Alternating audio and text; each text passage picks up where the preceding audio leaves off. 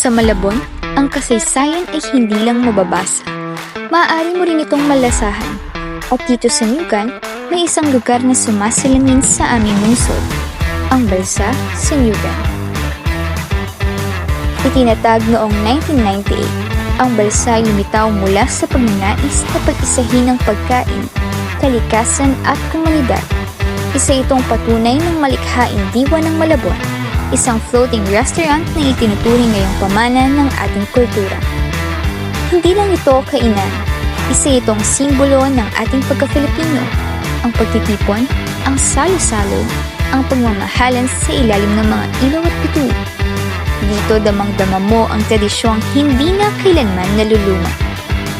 Kasama ang Balsa sa Nugan sa turismo ng Malabon. Dahil dito nagsasalubong ang lasa at lahi. Isa itong buhay na larawan ng pagkain tunay na atin at karanasang hindi mo matatagpuan kahit saan. Kung gusto mong malasahan ang tunay na Malabon, halina sa Balsa sa Nugan. Dito ang pagkain ay kasaysayan at ang bawat bisita ay bahagi ng kwento.